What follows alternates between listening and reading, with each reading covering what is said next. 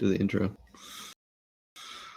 Welcome into the Turn Golf Podcast. I'm Andrew Putters. This is Joe Nicely, and it is Playership Week. And Joe Nicely, lead sports editor at Rotoballer.com. Let's talk about Rotoballer.com first, and then we'll get into other things. But before we do that, you see a new icon right here on my screen. There is a QR code there for Kids Play Free. It's the Kids Play Free initiative here in Tennessee Golf Foundation puts on. If you'd like to donate, you could hit that link right there and donate. We try to make everybody in Tennessee. We've got East Tennessee and Middle Tennessee worked out, and we're trying to get it all over the state where kids can go to a golf course and play free anytime they want before they're 18. So there's that icon right there next to my head. Go up there anytime during the show. Click on that. You can donate. Now, Joe Nicely, Rotoballer.com. Let's talk about the team we got over there. Let's talk about how much taller you're sitting in your chair today for some reason. And, Rotoballer.com, best place in the world for your daily fantasy needs. Go, buddy. Yeah, man. Really excited about the content we're putting out over there this year, AP, at Rotoballer.com. We got an amazing team. My son beginning over there. You can check out his very own Tee Off Sports VIP premium package this year, which is basically just all of Spencer's content. He's absolutely killing it in head-to-heads this year. So that's something you want to check out this week. Our man that we're going to talk about a little bit more in a minute, the Model Maniac, Byron Lindeque. He's also killing it, popping out free content, premium content. We got a great course breakdown over there we do every week, all kinds of tools, research station, ownership. We got you covered. The players this week, we got the major coming up. So really encourage you to go over to rotoballer.com and check out everything over there. A lot of free stuff as well. So definitely want you to hit that up. But if you want to dive a little deeper, check out our premium offerings. You can use our promo code TURN, TURN, and get 10% off over there right now. That's right, Rotoballer.com, best place in the world for your daily fantasy needs. Joe, last week, Arnold Palmer Invitational. Before I let you say a few things, I want to say a massive cut spread on the tournament, somewhere in the neighborhood of 18 to 28%, depending on which DFS leagues you were playing in, and a lot of studs came and went last week, but Kurt Kitayama was just the man we was looking for to take home the crown. And tell us why, Joe Nicely.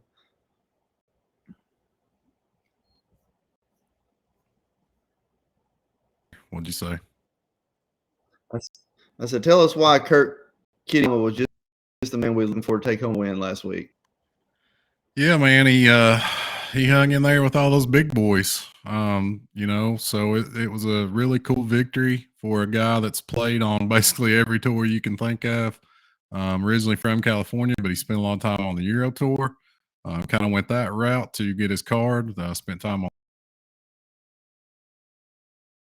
the Corn Ferry Tour. So really cool that he was in the event and beat all those superstars that were up the top of the board. We'd seen some form from him. I know a couple people had talked about Kitayama last week. So there was a lot to like. He was a really reasonable salary tag, below 7K last week on DraftKings. So there's a lot to like there. If you were looking for a cheap option, he shown some form and he's got a lot of game. He's just one of those guys that runs hot and cold and found a good streak of form lately. Do that on a tough Bay Hill course against the caliber of players that he did against. So really impressive win, man, for Kurt Kitayama.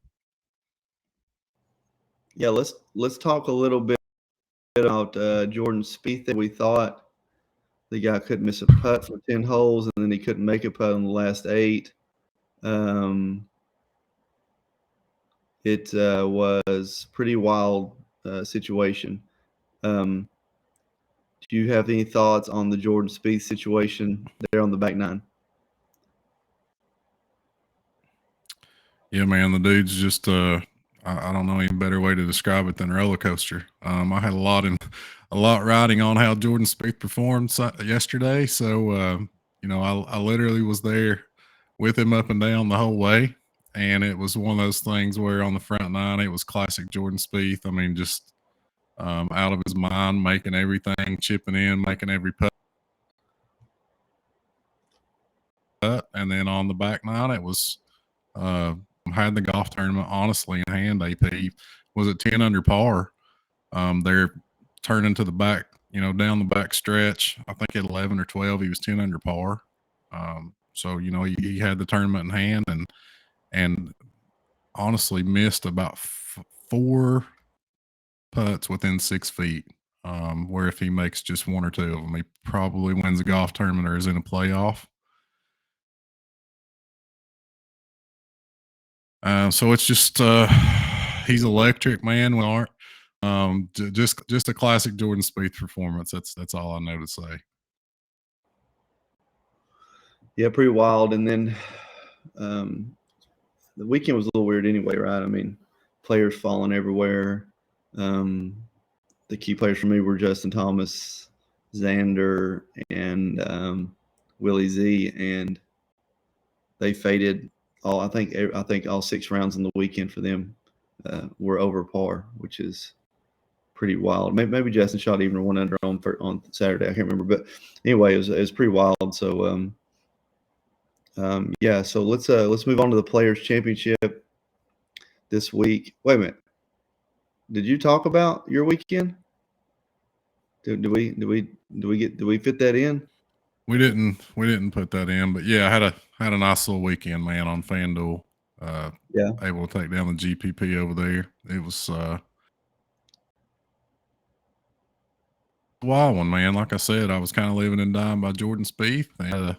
Had a fun Sunday, fun little sweat. So took down the $9 Eagle on FanDuel over there for a little 30 ball, baby. Yeah. So Yeah. we're ready to roll. Man, it's just we talked about this last week. You have to have everybody in position and then go off. And those Sunday pushes, like your Keegan Bradley push, is huge, right? And like the week before, Johnny Vegas pushed there from nowhere to hero, right? Yeah, it's a trend we see. Something you talked about last week with Johnny Vegas PP. Not everybody in your lineup has to be in the top 10 going into Sunday. And oftentimes you want those guys chasing, like you talked about last week with Jonathan Vegas at the Honda. Yeah, for me it was Keegan Bradley and Davis Riley. Both those guys, played terrible on Saturday. You can't play any worse. But then both came out and played great on Sunday and made charges getting those kind of earlier tee times while guys late were struggling. So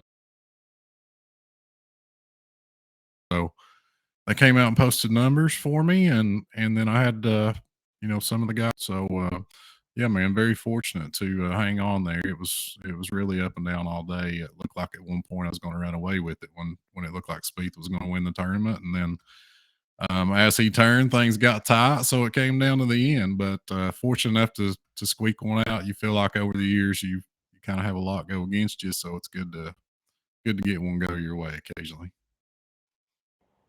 I agree 100%. Players Championship this week, Joe. We're moving on to Jacksonville or Ponte Vedra Beach, Florida. TBC Sawgrass Stadium course. Architect Pete Dye, 1980.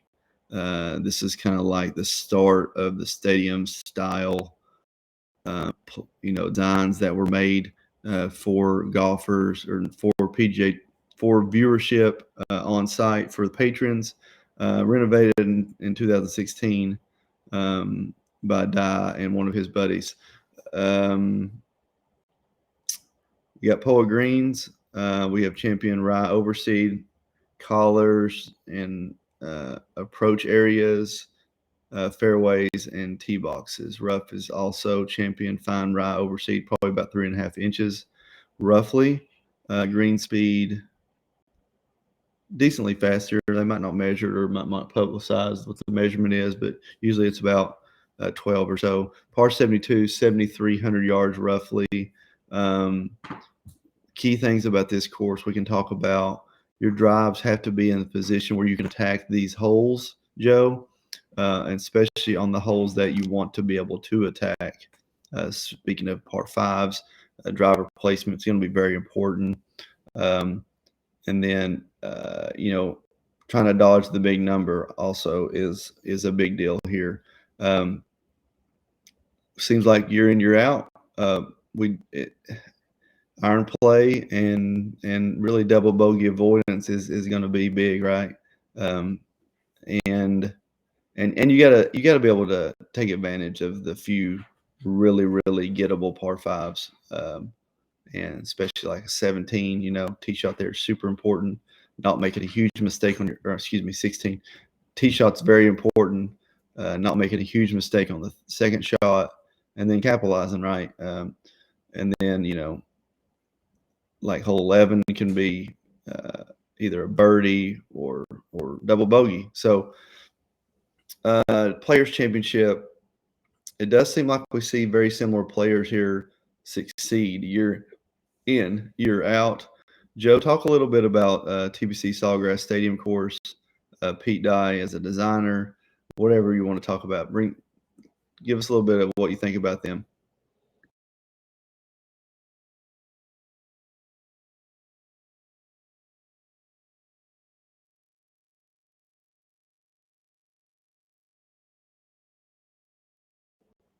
I can't hear you, Joe.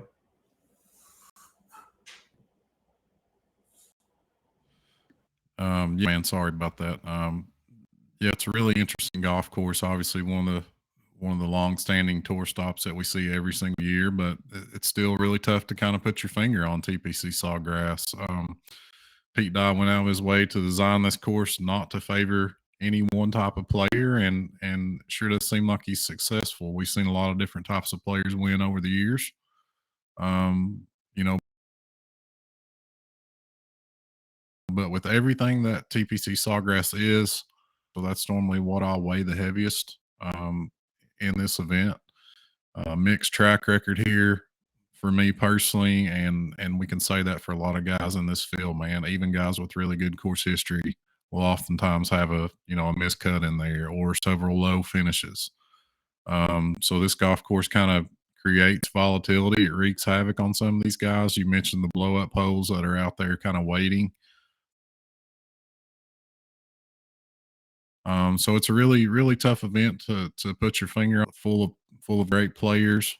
So on this type of golf course with a really good field, it's one of those things where anybody on the slate can play well. So it's a tough one, man. I would kind of just say expect volatility and embrace it a little bit if you can, in GPPs and DFS contests, because this golf course can throw some crazy stuff at us. I think the weather's supposed to be pretty calm this week. So that's a plus. Maybe that'll settle things down a bit. But Yeah, last year we had some weather, and then we thought it was one way, then they halted play, and it ended up messing up the other wave, and so just yeah, this golf course is fun to watch. It's fun to watch a golf tournament, though. Let's be honest, Joe. I mean, last four, I could sit there and watch basically just 16 and 17. And if you just gave me those two holes, I would be fine with that. Just watching that for 3 or 4 hours. But 18's a good very, hole. I mean, 18's a really good finishing hole. We saw a couple years ago JT almost rinsed one when he was trying to win. Last year, Cam Smith pushed one out way right. So it's 18's a cool finishing hole. So it's yeah, man, it's a great golf course to watch on TV and watch these guys try to navigate. yeah. I can't wait, man. I like it because there's so many people in this field. They tee off at like 6:40 in the morning. So on the East Coast, we love. I'm usually way up early in the morning. So yeah, Coffee I love golf, it. I baby. love it. Coffee golf. Yeah. That's right. Right. We got perfect weather right now in East Tennessee, and that's probably why I left a little bit tired. I did a camping trip over the weekend and got no sleep, and then went straight into work when I got home, and I am beat down. So I don't have a ton of energy, and not to mention that Willie Z and JT and Xander shot about 150 on the weekend for 2 days. That hurt pretty bad. So it crushed my heart and dreams. And then But you want to dive in a little bit to this slate real quick, and then Byron should be joining us in a second. Let's hop in. I think we got our buddy join us here in a second, hopefully. Yeah. He just texted me. He should be in here. Tell you what, Byron's the man of the people. He does not turn down an opportunity to go on a show somewhere. So let's see here. We got to pull it up on the phone. Man, we're gonna bring him in here in just a second to talk through the slate. What you do up the top this week, AP? This feels so loaded. Do you spend up above 10K? I mean, is there really only one player up there that's had a ton of success or some success here or not? I don't. Rory's. Mm-hmm. Rory's got to win here. Oh, there he is. Hello, boys. There he is. The maniac. That's okay, Byron. We love you. Hey, good looking tan you got. I saw you doing gainers down there in Hawaii. I have a question though. Were you kicked out of Walhalla Country Club because of your accent, or because you didn't have a shirt on? No, I said I'm from Tennessee, and I'm here to get a hat from Walhalla Country Club. No, just the guy did not want me there at all, man. Didn't want me there. We looked like we were tourists, and it was very obvious that we shouldn't have been in the country club. But had to shoot your shot to get a hat, right? And they didn't even want to take my money from me. So you know what? I went somewhere else and saw. How did you get in? Don't they have like a 20-foot tall fence around that whole piece of property? Yeah, it's just bushes. It's just bushes and bushes. So, I eventually went to a 5-star hotel just down the road, and then I walked through all the rooms, and I went and saw the first green. I watched some guy hack it out of the bunker 3 times on one. It was a fun time, man. I managed to finally see the course, at least a little bit of it. So we broke a lot of rules and laws, and it was a fun time. Sounds like Mission Impossible meets Cousin Eddie situation / Magnum PI. Yeah. So which I saw that happening as well live out there. Yeah. It was a crazy time. It was lots of fun. All right, guys. Well, I'm gonna leave the slate this week, and we've already talked about last week and how Joe's getting ready to take us, rent a jet and take us on vacation somewhere. Yes. And then we kind of broke down the golf course. We're just getting in the slate. I'm gonna leave it with y'all. And let the DFS breakdown go down to the specialists, Byron and Joe. So y'all have at it. All right. So you out of here then? All right, he's out. Yeah. Hello, Joe. AP's out, man. He's got things going on tonight. Awesome. Well, I'm just jumping literally went from my pod. It's you and I, little brother. We're yeah, man. I know. It's a wild week. Everybody's pumped for the players, and we are too. I want to encourage everybody to check out Byron's stuff over at Rotoballer.com. You can use his code Maniac, save yourself some money. He's doing great things over there.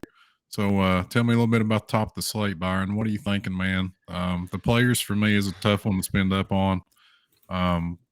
This golf course and this tournament. Yeah. We were just talking about all three of these guys. Very volatile. So do we want to spend up this DraftKings? Yeah. We were just talking about all 3 of the top 3 guys playing together, which is going to be really interesting. And we've mentioned that Scotty Scheffler's missed a lot of those his 2 cuts because he was playing with Jon Rahm, which is really interesting.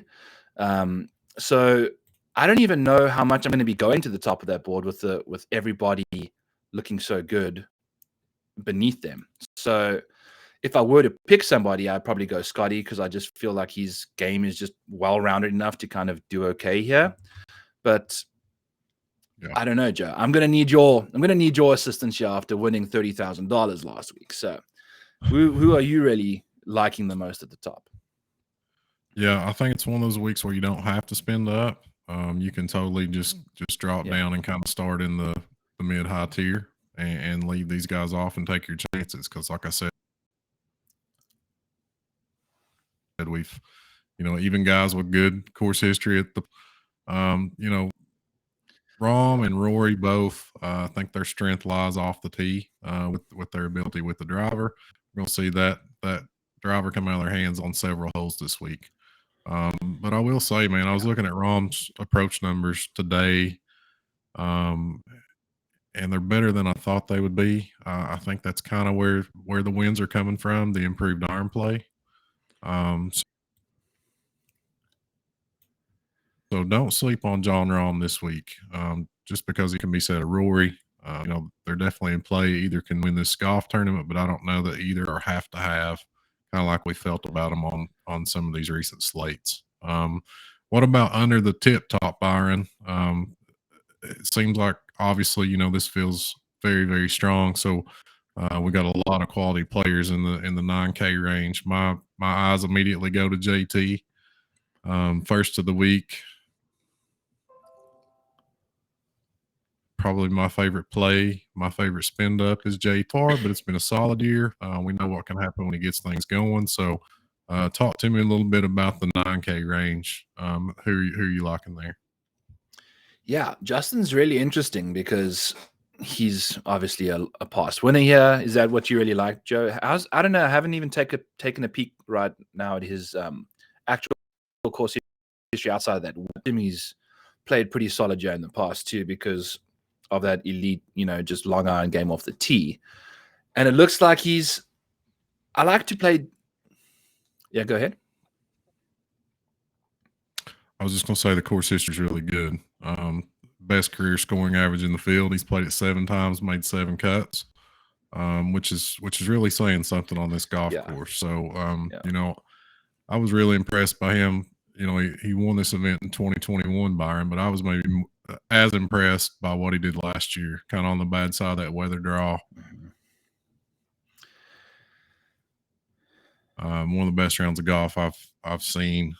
We just got every shot in the bag. I can work the ball both ways, and this is one of the few golf courses left on the schedule that really requires that. So he just really pops for me. I think it'd be popular though. But yeah, give me your thoughts on any of the other guys there in the 9K. Yeah, I mean it's really tough. We're gonna literally, Max, Patrick, and Colin Morikawa and Cantlay, they are all, and Tony, like this 9K range. That's why it's so easy to skip out on that 10K and 11K range because you've got absolute champions sitting in this range. Someone that I'm probably going to keep trying to ride is Max Homa. I think I was looking at the stats earlier for last week. He gained the least amount of strokes. He lost the most strokes out of everybody inside the top 40 putting, excluding Emiliano Grillo, who had one of the worst putting weeks of his life. But Max Homa was he still finished T14, losing like 3 strokes putting, which is crazy to think about in that field.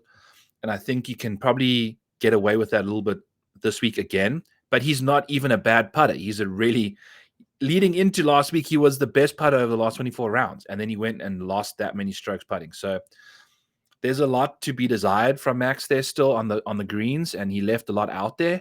So I think he can really do some nice things here. I think he also finished like T14th here last year when he was still kind of an up-and-coming superstar. Well, not even a superstar at that point. I think he's turned into a superstar since the Players last year. And if you get a Max Homa that's playing that much better now, sign me up. I'm all in on Max. And then Cantlay as well. He's just, doing his thing, just plodding along, and he's so consistent, man.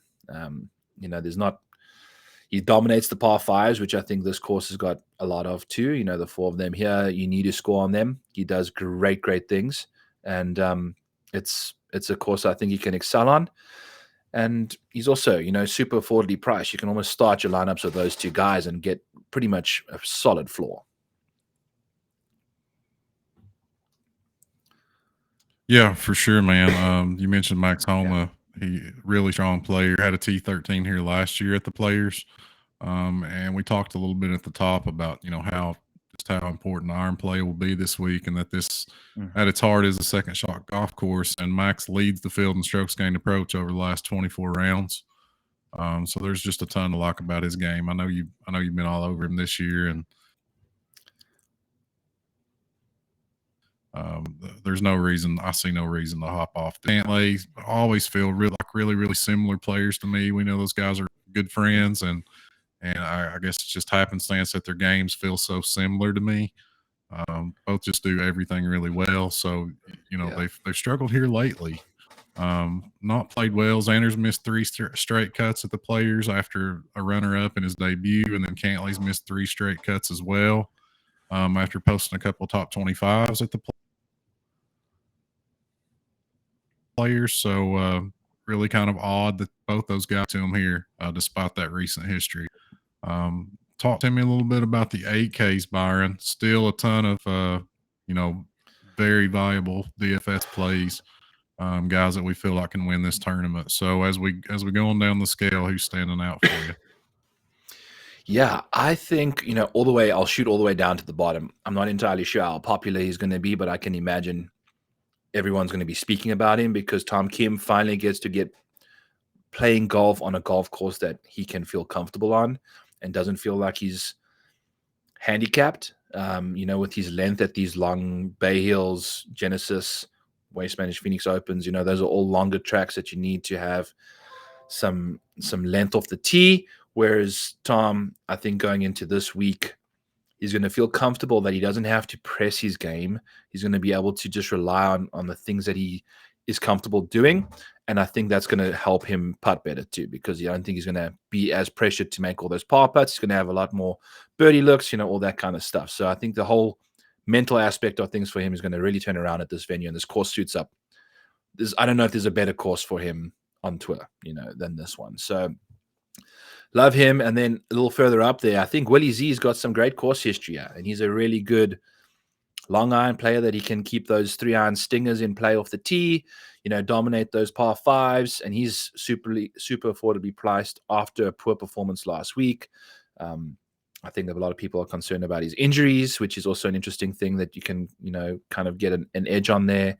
But I think he's playing fine. I think it just sometimes you don't play good golf. I think he showed what he could get up to at the Genesis. So I think maybe last week was just a bad week, not necessarily an injury. So I like him here again. Yeah, tough to argue with any of those guys. Love your points on Tom Kim. I think this course really suits him. My only concern there is, his lack of experience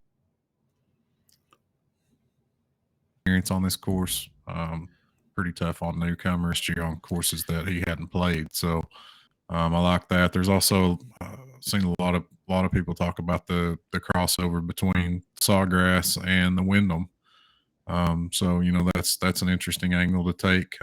Seen several guys that have won both events. So yeah, man, I think it's a week to hop back on the Tom Kim train. Want to mention Jason Day just because I feel like he's going to be really popular. I think he's got a lot of people are going to be talking about him this week. But he's played unbelievably well, man. It's really kind of tough to knock him, and you almost have to consider him at this 8K price point. Former Players Champion, has some extremely high finishes in this event, and he's rolling in on fire. So I think Jason Day's firmly in consideration, but it is one of those things where you got to keep an eye on the ownership. Shane Lowry's got some really solid recent finishes here lately. I could see going to him as a pivot maybe in this price range. In the 8Ks, the 7s are loaded, man. A lot of guys that we kind of know and love in this 7K range. So hit on a couple of your favorites there, man. Yeah, no, I was just thinking about Chris Kirk a little bit ago. The guy's just been great lately. He's been playing really, really good golf and had, a little bit of a letdown the week following a win, right? Yeah, week before last week he won. Came out firing in the first round. It seemed like he kind of just ran out of gas.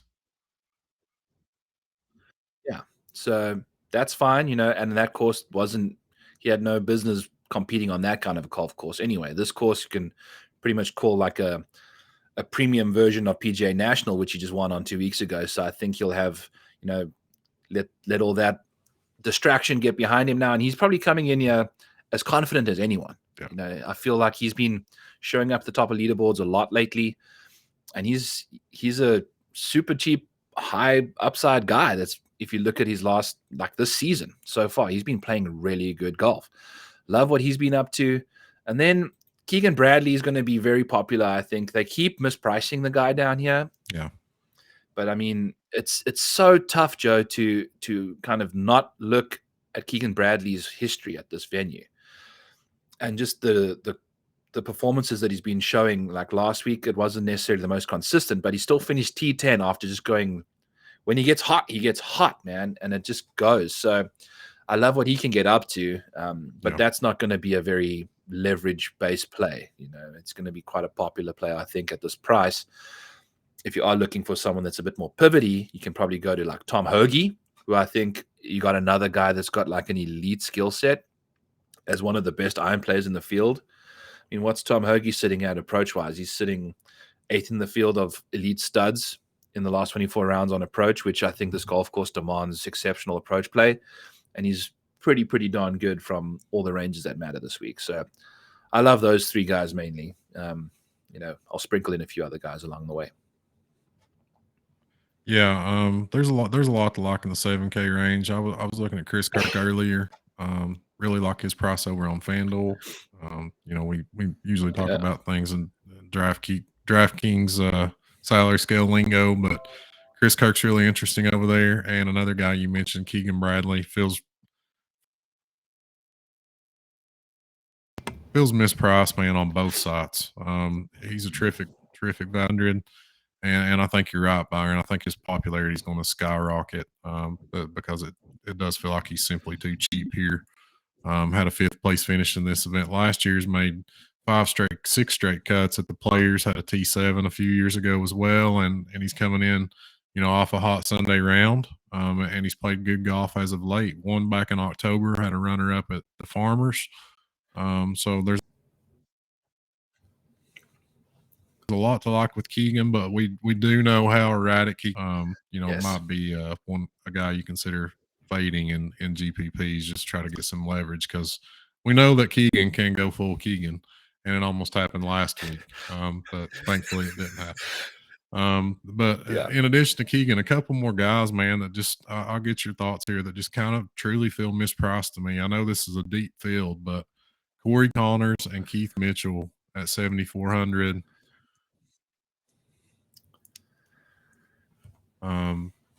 We hadn't seen great recent form from, the final result doesn't really say how well that he played. And Keith Mitchell's just a guy that I've kind of trusted all year and wanted to play all year. In addition to Keegan, those guys just feel totally underpriced to me. You got any thoughts on Mitchell or Connors?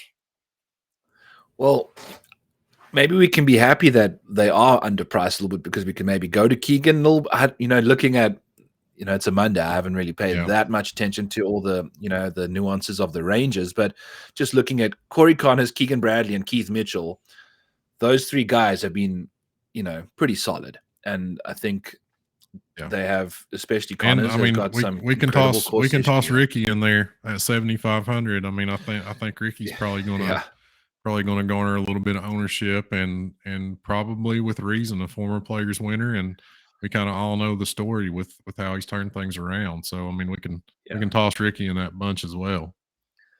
Yeah.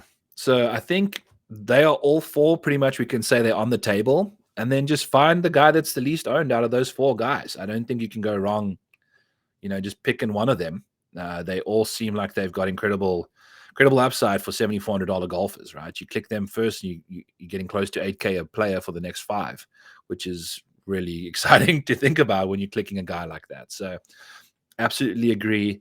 I think pivots in this range are going to be pretty key. You might want to play a very low owned guy with one of these dudes too, I think is a nice way to go about it. Like a Brian Harmon, who's got who knows what he's going to give you. That is probably why he's not going to be that high owned, but he suits this kind of golf course, shorter hitter, tidy short game. And then Seamus Power. I'm always a big believer in Seamus, until he made the cut last week on the number, and then pretty much shot 12 over par over the weekend, which was disgusting golf. So I don't know. I'll definitely be going back to Seamus. I think a lot of people might see what he did last week and get off of him, but we saw he won a tournament after doing similar stuff, the Bermuda he won was after a pretty much similar result. So he can just pop up at any minute. I like him a lot. Yeah, for me, man, Seamus, it almost feels like you're in or you're out. And if you're in, you play him, you get a little bit of exposure every week. And if you don't, that's fine. You just never play him. So, he's one of those guys where I feel like you can kind of toss recent form out the window. He's capable of playing well. We've seen him do it. So yeah, I don't mind him at all. I think you mentioned Tom. Matt Kuchar's interesting to me. We saw him play pretty poorly at the Honda, but I like the course history here. A former players winner, and before the Honda, he was playing really well. Just had a kind of rough first round there at PGA National, which can happen to anybody. So I think that's enough to get people off him.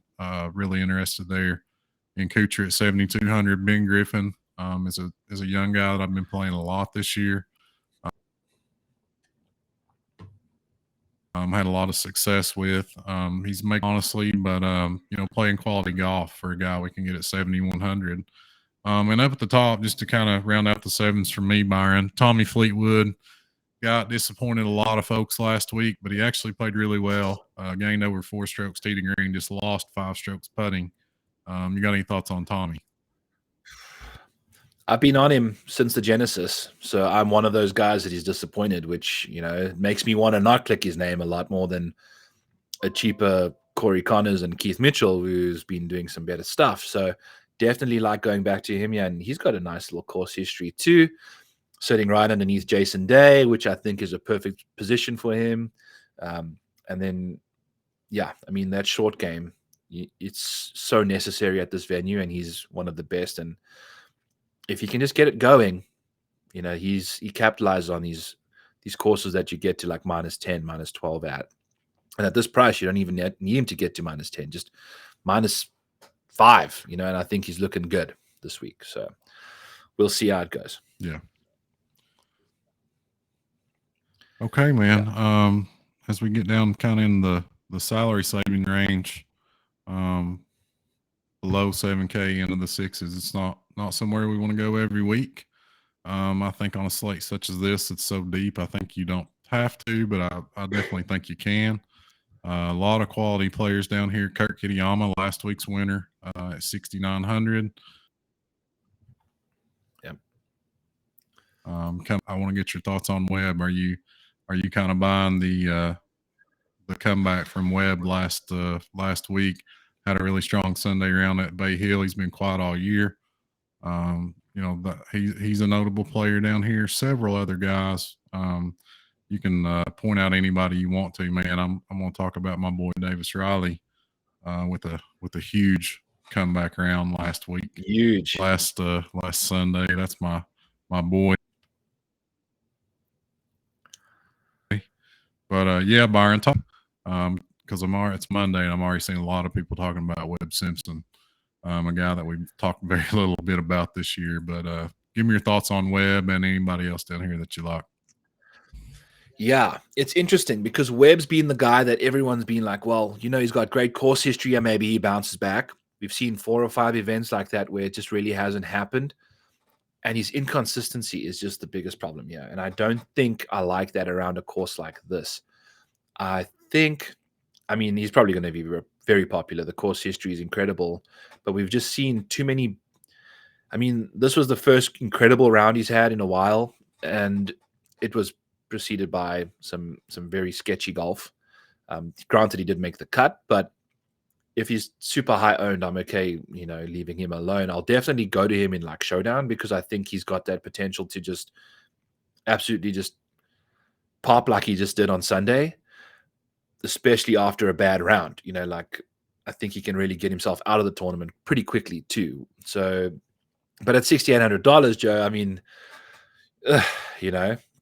it depends what you want to get yourself into with Webb. What are you liking Webb this week or what? I'm not crazy about him, honestly, Byron. Cheap chalk scares me. Just kind of as a general rule of thumb, cheap chalk really scares me. And Webb's kind of one of those guys that's his game's always been on the edge anyway. He's got to have so many. things going right for him that can overcome a lot of things. And obviously on this golf course, it's something we're not too worried about. But Webb just has to have so many things go right. It's really phenomenal the type of career he's put together. So yeah, I hope he gets back pulling for him. But if he's going to be a popular option this week, I'm out, especially on this particular golf course that kind of creates volatility. So I'm going to keep an eye on that, and I guess I'm not as big a believer as some in Webb's comeback. Yeah, no, I think you're right there. And there's other guys like Joel Damon, who, if you're gonna, who did you have in your lineup last week that was, it was like a Davis Riley that was cheap and low owned, that if he plays well, he can win you a GPP. That's basically what you're looking for in this range. You're not looking for a 12% owned Webb Simpson, right? Like, and I think I'm with you, man. And I think there's some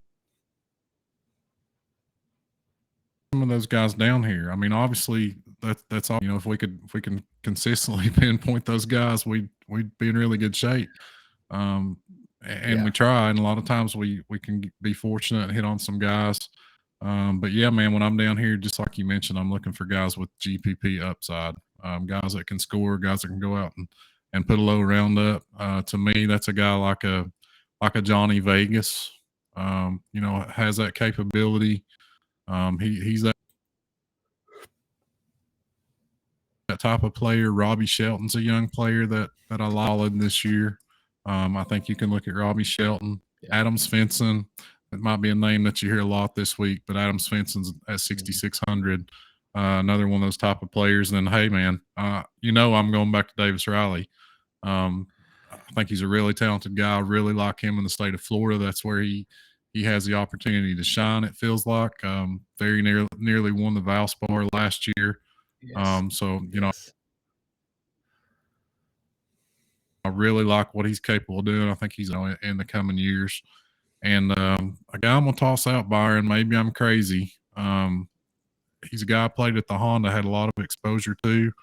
Been sneaky good. He's got a T30 on his player's resume back in 2017. Hadn't played this tournament in a couple of years. That's Ben Martin at 6,400. That's a sleeper that I'm tossing out for you this week, big boy. Get on the Ben Martin train. You got any guys down here deep that you're looking at, Byron? Yeah. I asked you a few questions before I got off the top of these 9K guys, but I love Joel Damon. If you're looking for a course history guy, he's one of these dudes that he finally can shine again on a shorter golf course. So I'm in on him. Love Adam Svensson's call to the whole thing there with him is fantastic, and Robbie Shelton as well. Love those two guys that you mentioned. Ben Martin, I'll have to take a deeper look at and make sure that I'm totally on board. But I mean, after last week, I'm willing to trust you with my life, Joe, when it comes to DFS. So we'll go with Ben Martin this week. I think Ben Taylor is he in? I don't think he's even in the field this week. I saw earlier today. I think I saw earlier today a WD, but I'll have to double check on that because that's a player that I had circled, and I could have sworn earlier I saw WD. So we'll need to check in on that. Me too. Yeah, because I've got his price in here, but it's not. I don't think he's in the field. Let's go with Kevin Kisner as another guy that I'm in the kind of the GPP upside. You're not going to probably get the consistency you're looking for from a guy like that in this range, but if he has a good week, if you have a guy that's a really good putter in this kind of range, you can gain so many strokes putting, and he's capable of that. And he's shown us what he can get up to on and around these greens here at this venue. He can obviously also as easily miss the cut. So he's a little bit of a risky play, but I think he'll definitely give you a bit more leverage than you're looking for from like other guys that are going to be a bit more chalky in this range. Brendan Todd is someone at $6,900 that I think will do well here too. One of the shorter hitters with a very tidy short game, especially if you're looking for some guys that played at Pebble Beach. I'm liking those kind of carryover rounds from, he played fantastic golf. And then we missed Nick Taylor in this, just at the bottom of the 7K at 7 flat. If you could take a look at Nick Taylor's consistency, I think he missed last week, but I don't think he suits that golf course that well. This week, man, he almost beat Scotty Scheffler at the Waste Management Phoenix Open like a few weeks ago. So if he's going to be sitting at $7,000 and doing that again, sign me up. I'm all about him. Yeah, I like that call. I think there's a couple guys there we maybe kind of glossed over. There's so many guys in the 7Ks, but Nick Taylor was one of those guys right at 7K, and then another couple guys right there that I wanted to toss out. Adam had one, and fairway and green grinder type guys that know how to handle this type of golf course. I think you can give those guys a look as well. I believe it's Dietrich's first start, but we seen Hadwin play well in a couple of previous Players Championships. So, those are guys in this type of event I don't mind having some exposure to, especially if they're going to go under the radar a little bit with some of those very popular guys down there. Have you got anybody else I want to get your dart play for the week. I'm going to get your dark horse, your favorite underdog, your long shot. Give me your guy, your kind of under the radar dart throw of the week, man. So I'll always start off with my first dart. I get two on the show, and the first one's always Emiliano Grillo. So we'll go with him to start off with, especially after what he did last week. Holy cow. I mean, he led that field in ball striking. So if you can give me that again, sign me up. Let's take a look here. Do we want a real low one, or are we going to go with I'm kind of liking Nick Taylor. I really like him from a consistency aspect. And he's shown us he can get to the top of a leaderboard quite easily. Yeah, I like Nick Taylor. I want to go deep, man. Davis Riley is obviously a guy I'm going to go back to this week. That Riley after that really impressive final round at Bay Hill. But he's a talented guy. That's a great price. So I like Davis Riley. And then I guess my dart, I'm going to go with a true dart. That's Ben Martin, a guy I mentioned a moment ago at 6,400. Yes. It sounds kind of crazy to roster a guy like that in a field like this, but he opens up a lot. It's a way to get contrarian with lineup construction. Coming off a T5 at the Honda belt, and he's gained strokes tee to green in 4 or 5 starts this year. Gained strokes on approach in 4 or 5 starts. So if you're looking for a cheap dart throw, there are worse guys out there. What about up the top, Byron? Doesn't have to be up at the top, but who's your heart telling you is going to win this thing this week? I know it's Monday, so we're not holding you to it other than capturing it on video. But what's your heart? Are we going to change it up? What are you thinking? I mean, I've got a Tom outright. I think he's going to win this thing for sure. I think Keegan's going to win it as well. But, I think Keegan. I think, it's a place where he kind of came out of the hibernation there with the putter last year. This is when he really showed that he'd figured out aim point. And, he's had a great track record, even with the bad putter. So now that he's got the putter kind of popping, I wouldn't say like working all the time, I really like his chances to kind of do something. You can't make that many cuts, Joe, at an event like this with this amount of volatility and not like a guy, which is like famous last words kind of type stuff. But the price he's at, it's not even a dart at $400, right? $7,500, not even a dart. Yeah. And I just feel like the upside he can give you is just immense. So I'm going to go with Keegan at $7,500. Yeah, man, it's tough to argue with you there, Byron. I like Keegan a lot myself. I wrote him up in Horse for the Course this week. As you mentioned, the course history is tremendous. The recent form's been really sharp, and he's just a pro's pro, man. Just a legit PGA Tour player. Just a really solid veteran that can go out there and strike the irons really well, knows the ropes on this tricky. golf course. I think Keegan's got a good shot this week. I'm probably going to regret this, man. I just keep getting on this JT train, man. Bet him last week at 30-1. I couldn't let that number go by. I think you can catch him a little bit over 20 this week. 20 to 22, I think I'm seeing. So I'm going with JT. But definitely gonna have some JT exposure. I just feel like he's not far away from everything clicking, and when everything clicks, we know what he's capable of. Shout out JD for Spencer. Really hope to see Jason Day continue to play well this week. Byron, I appreciate you hopping on. AP had some things going, so we definitely appreciate you joining us, and you're always welcome anytime. Love having you. Tell us a little bit about your articles you're doing this week. Pump yourself a little bit, big guy. Hell yes, yeah. Couldn't quite take down the FSWA award there, unfortunately, for the Rotoballer squad. But the Breaking 100 article is always a good one. I'll be getting to that this evening or early tomorrow morning, and just kind of letting people know how I'm going to go about betting this week. And it's going to be a week that we've kind of been going easy going into this week. So I think we'll be going hard at the paint on the betting side. We think we've got some good reads. And then we've got some other articles like the Stat Buffet, which is really cool. It's got all my model screenshots in there from around the green play, from like sand and rough and fringe. So if you want to like get real frisky with your stats, you can really dive into that stuff and find some nuances and some edges that you can potentially use to your advantage.